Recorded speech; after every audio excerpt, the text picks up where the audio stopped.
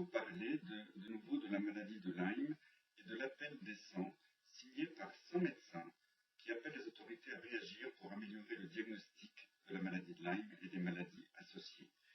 La maladie de Lyme est aujourd'hui largement sous-diagnostiquée en raison de tests sérologiques défaillants.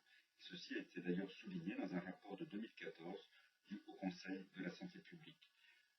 Un rapport récent de l'ECDC, le Centre européen de prévention et de contrôle des maladies, publié en avril 2016, a insisté sur le fait que les sérologies disponibles en Europe ne sont pas étalonnées correctement, car les populations de malades et de témoins sont très mal définies et difficiles à définir.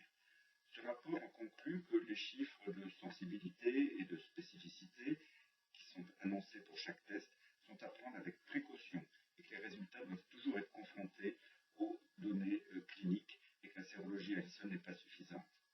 De plus, d'autres espèces de Borrelia, mais aussi d'autres bactéries ou parasites peuvent être en cause chez les malades atteints de symptômes chroniques.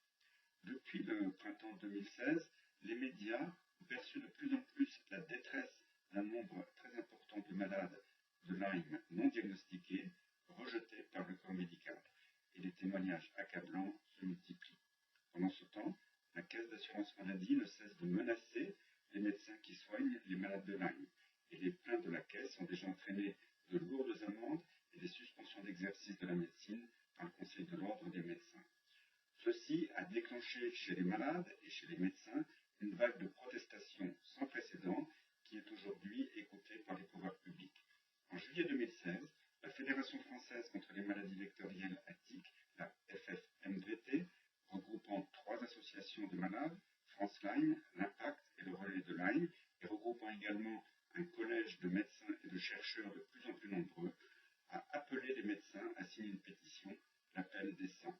Depuis, de plus en plus de médecins signent la pétition sur le site de l'Obs, ex-Nouvel Observateur, et cet appel demande aux autorités l'arrêt immédiat des persécutions contre les médecins qui soignent les malades de Lyme. Et là, je pense que les autorités nous ont entendus. En tout cas, il y a des signes qui témoignent que ça va être fait. La dotation de moyens à des centres médicaux spécialisés pour la prise en charge de cette maladie, centres qui pourront travailler en réseau avec les médecins libéraux formés. La mise à disposition et l'évaluation immédiate de tests diagnostiques performants, dont certains sont déjà utilisés en médecine vétérinaire, et l'autorisation de prescrire des traitements anti-infectieux, à la fois antibiotiques et antiparasitaires pour les co-infections, sur des durées plus prolongées que celles qui sont recommandées actuellement par la conférence de consensus de 2006, recommandations qui sont aujourd'hui obsolètes.